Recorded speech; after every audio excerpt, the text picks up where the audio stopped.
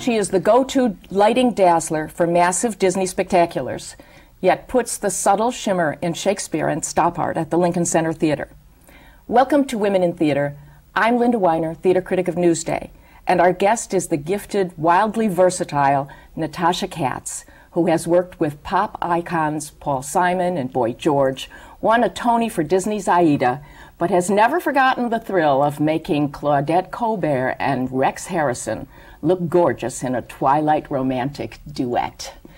Tell me first about Rex Harrison and Claudette. I mean, I know we have present history to discuss, but I love the idea that you made them gorgeous. Well, thank you. Boy, that does feel like a long time ago, but that was a very important show in my life to work with. It was called Aren't We All? Aren't We All? Yeah. That was the last line of the play, Aren't We All? Blackout. People had always told me that Rex Harrison was difficult to work with, and that was a huge lesson in my life as a lighting designer, which is that if everybody's professional with the ones that are supposed to be difficult to work with, actually they're not difficult at all. All they want you to do is be good. That's right. They just want you to be good. So they were both great to work with, and I look at it as a great time in my life. One of your teachers at Oberlin said that they watched you fall in love with lighting. How do you fall in love with lighting? Where did you get that from?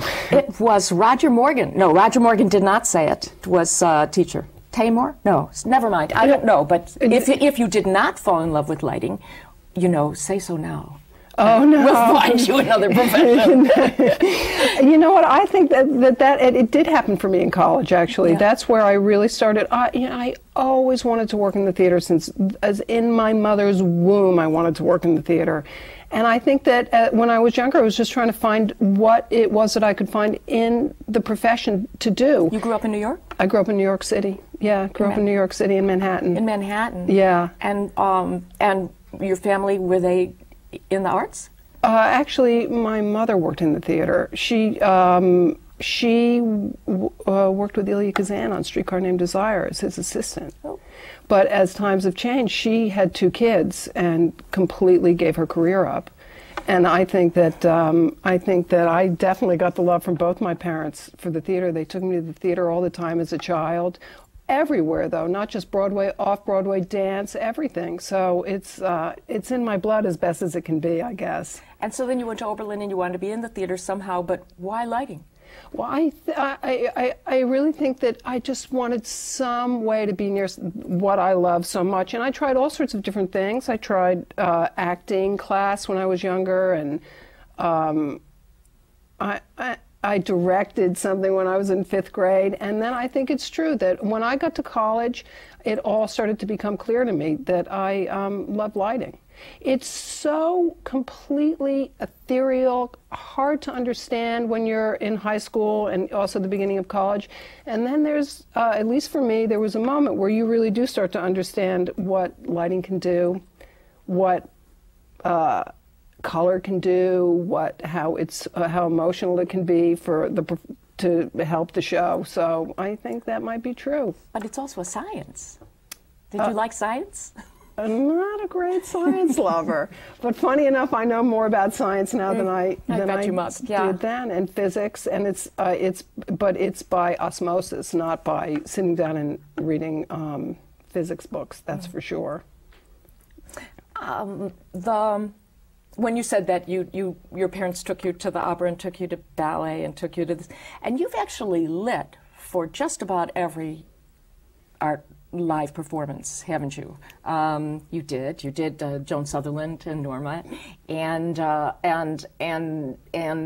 American Ballet Theater you've done lighting, but and the Disney thing, when you've got these big spectacles and yet you do this very subtle, not that the Disney isn't subtle, but also this very small work in Broadway and off-Broadway. You never wanted to really just be one kind of person? Oh, definitely. I never wanted, I really didn't. Yeah. I mean, I have a great love of Broadway. I mean, I can say it out loud. I do really love working on Broadway. And in a funny way, that love is so strong that I felt like I really needed to branch out away from that to keep myself rounded and rounded and rounded. So, you know, each art form informs the other all the time. So, you know, the first ballet I did, I felt like I was rejuvenated. The first opera I did, the same thing. They each inform each other. And so I like to do so many different things. I did a big show out in Las Vegas, and even that, believe it or not, is fulfilling. That was the Michael Crawford thing Yeah. with a lot of consonants in it. X, L, E-F-X. it was a while. Yeah. And does that still go on? No, Okay. closed. Okay. We're taping this in November of 2006, and this is an incredibly busy season for you.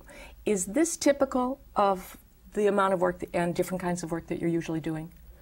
Yeah. We will itemize. It is typical. It is, I mean, it is typical. I hope it stays typical. I love to do so many different things. For instance, I'm doing a musical and a play, well, 2 plays this year. There's something about the bigness of a musical that is incredible. And the musical is? The musical coming up is The Little Mermaid for Disney.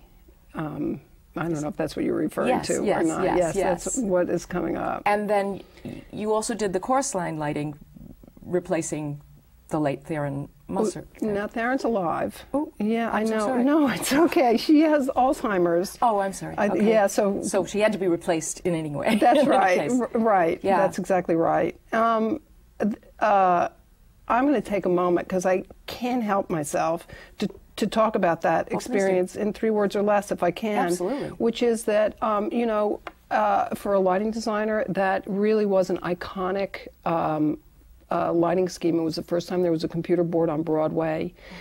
She had a relationship with Michael Bennett, which was clearly so hand in glove, and this kind of, it had a very cinematic form to it, so I think that it was somewhat groundbreaking at the time.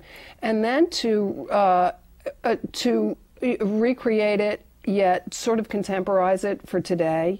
You know, always wondering what would Theron have done. Who knows what she would have done, but there's something awe-inspiring about looking back in the history of something that was as sort of iconic as that. And her work, once again, another change in my life, because I've taken in so much from what she's done. I mean, her work is incredible on the show. And so did you feel that you were channeling her then, or did you change, like update the technology? Yes, there is some updated technology in the show. There are different kinds of lights that we use now than what, they don't even exist anymore, what she had. So that alone gave it a contemporary feeling, but we added some other contemporary lights too. I feel she's channeled, and I hope I've helped in the homage to a great lighting designer. Now, you're doing one of the 3 parts of the Tom Stoppard Coast of Utopia. Is that right? That is right. So they've actually, the Tom Stoppard play is 3-hour plays. That's right. And they have a different lighting designer for each of the 3. That's right. That's interesting. You're doing the last one, the final one, right? Yeah, the final one. Can you talk about what that's like? Now, are you watching rehearsals for the first 2, or just coming in for the 3rd? You know, the 3 lighting designers, we sat down in a room together and we made what we call a lighting plot, where you hang the lights and what the lights are. So we all sat down together at the beginning, and then I haven't seen the first one yet. I'm going next week because in some ways I need to keep my own sort of creative slate clean now, and then I'll see the second one and then get ready for mine. But no, I haven't been there. I went to the first read-through of all 3 plays, but after that I feel sort of I need to keep my artistic slate clean. Are there different costume designers and set designers too, or just different lighting designers? There's 1 costume designer, 2 set designers, and 3 lighting designers. And 1 director. And 1 director. One very big playwright. Yes, that's right. That's right.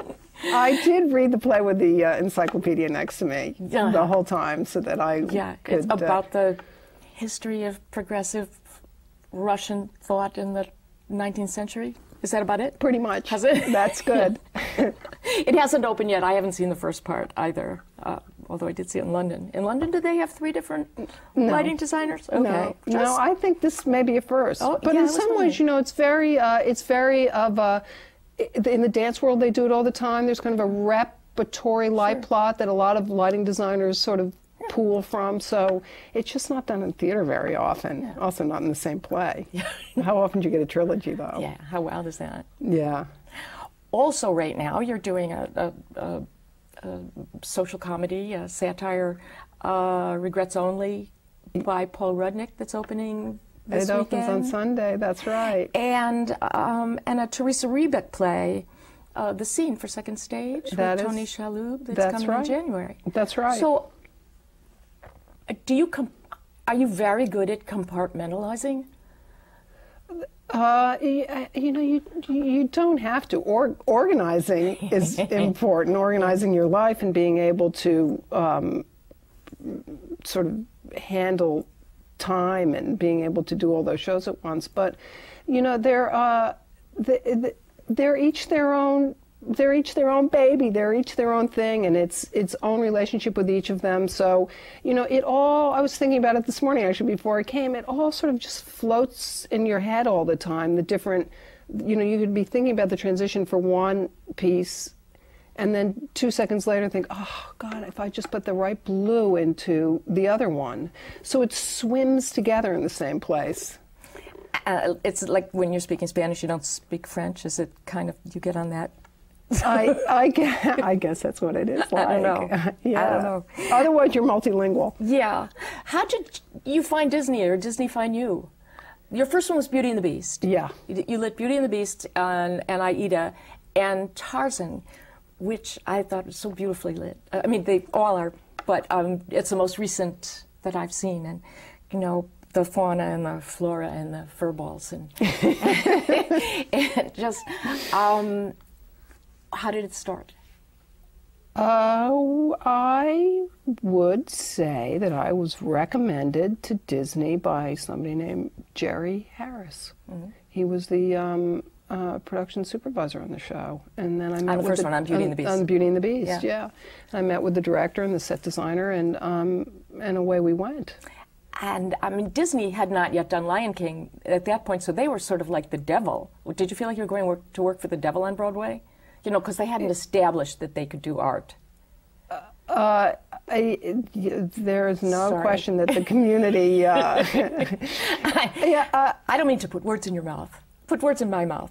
We thought you were working for the devil. Yes. There you go. I knew that people thought that I was working for the devil, but you know what? They never were. You know, when the devil is when you get past.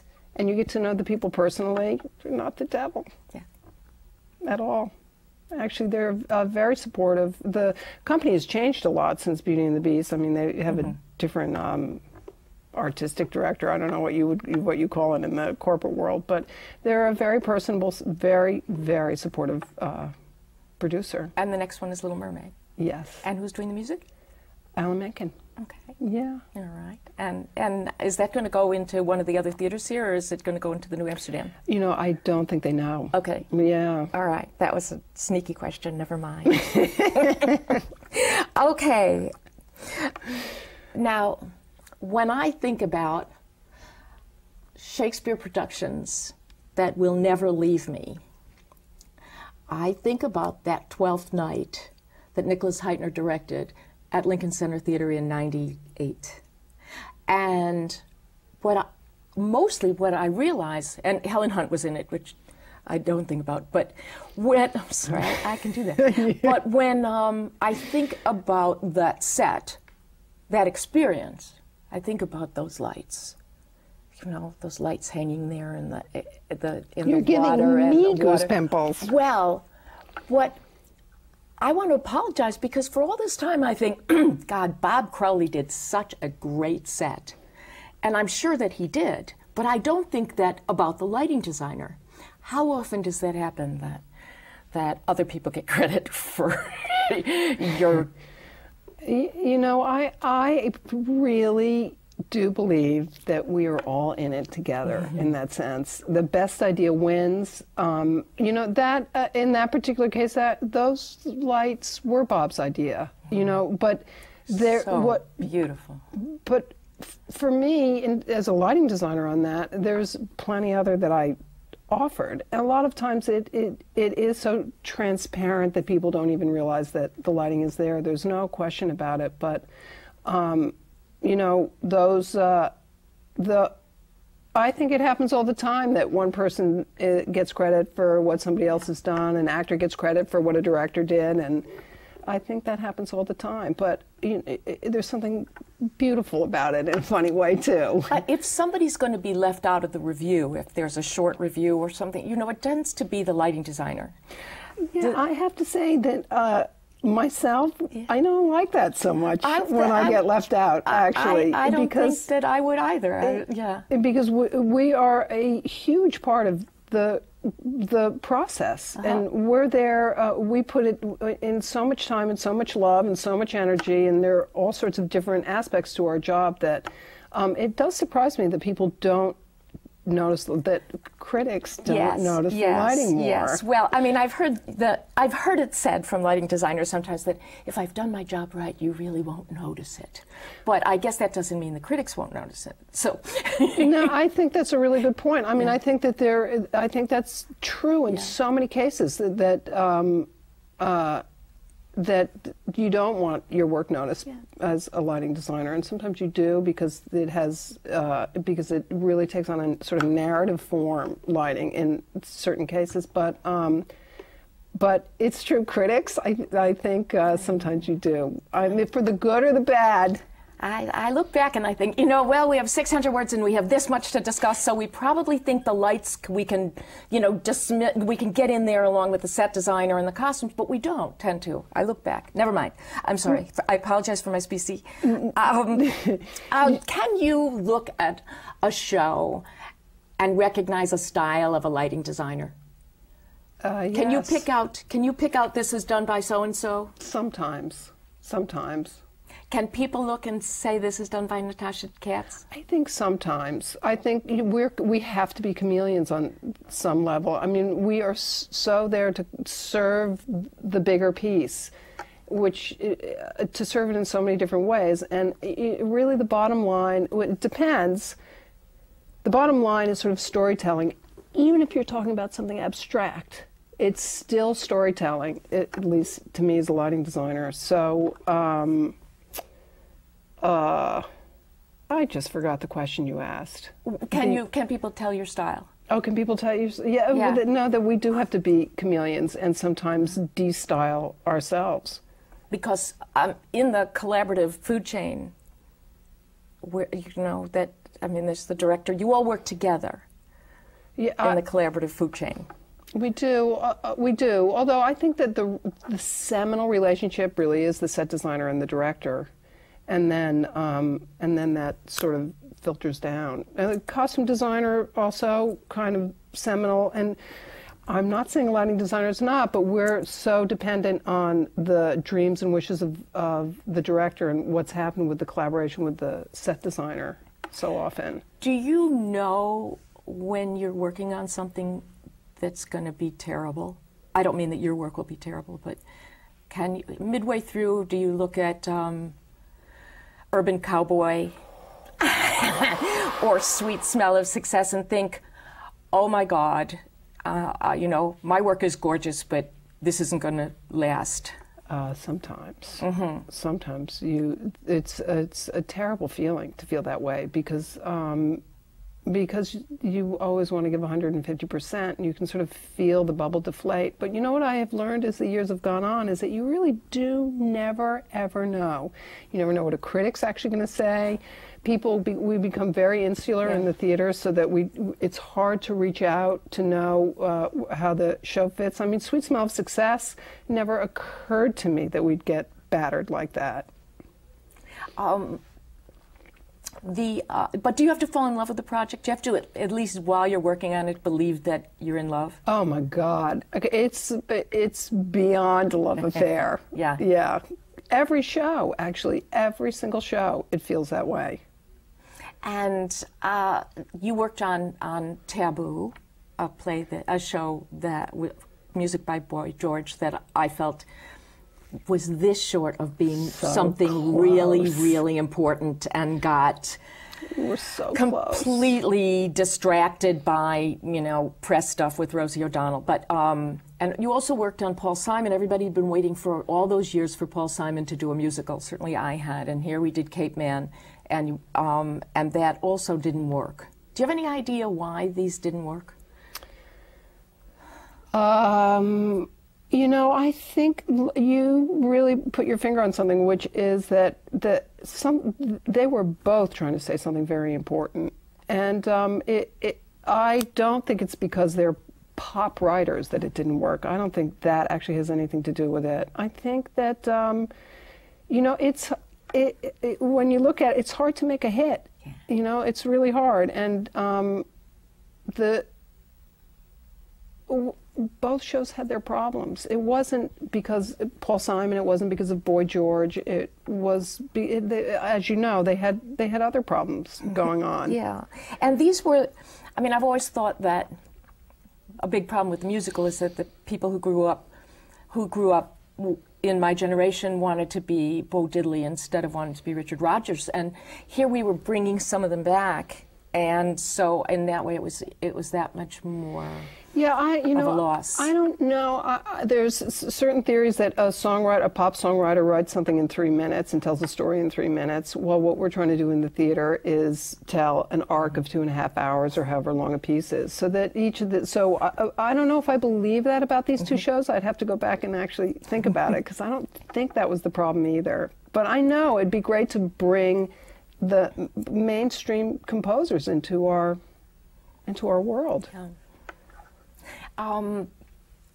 You have a studio? Do you work out of a studio? I do. I don't do nuts and bolts now. Okay. Nuts and bolts. Studio. Do you have a life outside of the theater? Most of us are told, nobody ever tells us we can have a life, so I'm always curious. It's women in theater. I want to know, is there a life? I do have a husband and 2 children. Two children who are 9 and 11. I definitely have a life outside of the theater. This is a life. Yeah. And do you think that what flavor are the children? I have a girl, Gemma, who is 11, and my son, Milo, who is 9. And do they go and watch Mommy do lighting all the time? They must. No, actually, I don't bring them in the theater when I'm working, because it does seem like a sacred professional place. They come see all the shows, that if they're old enough to see them. But and my daughter wants to be an actress, so she's got it now. Oh, yeah. Oh, so you've set her up for the disappointments.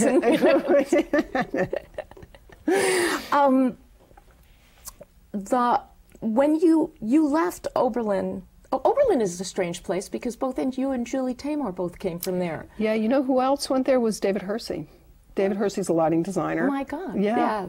How really fascinating. But then, you left you graduated in 81, and by 85, you were doing lighting for a Broadway show.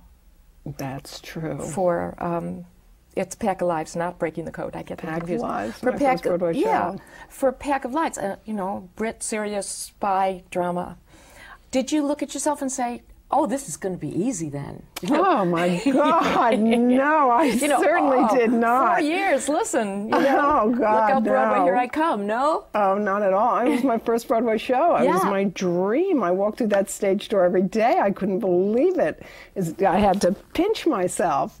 And it was with Clifford Williams directed it, and Ralph Koltai did the scenery. Rosemary Harris was in it. I mean, it was, no, I didn't at all. I was very reverential and very happy to be there. Well, I'm sure very reverential, but you were a baby. I was 24, maybe 25 years old. But, I had... I guess I want to say this, which is because you mentioned Roger Morgan earlier. I worked for him first of all I was a gopher on I Remember Mama, and I really took in the Broadway world, observed it, and took in so much that I knew a lot before I had done my own first Broadway show by being mentored by somebody who was unbelievably supportive to me. Actually, there's so many supportive people in the world of lighting that is part of it. There seems to be at least more women lighting designers than set designers. At least, right? That is definitely true. Sad to say, there should be more women set designers. Yeah, and more women lighting designers. Yeah, but it is a field that's not totally closed to women the way some of them feel that they are. You know, you have a history of very strong women lighting designers. Well, I mean, we do say that part of a tradition. We are part of a great tradition. Yes. Of Jean Rosenthal and Peggy Clark. Yeah. Jennifer Tipton, Theron Musser. Yes, I mean, yeah. really, and I think that Jean Rosenthal is really the one who sort of changed the way lighting was perceived by people, which made it more important to people. We have almost no time, but do you have any theories on why this would be a career that actually seems to attract women? It's good for women. Women are good for it. You know, I think it has a lot to do with Jean Rosenthal, that you feel that it's open to women. It's becoming less open to women now as times have changed. Oh boy, unfortunately. that's part two of this interview. I'm less sure. Open. Natasha Katz, thank you so much for being here, and thank you for joining us. On behalf of the League of Professional Theater Women, I'm Linda Weiner, and this has been Women in Theater.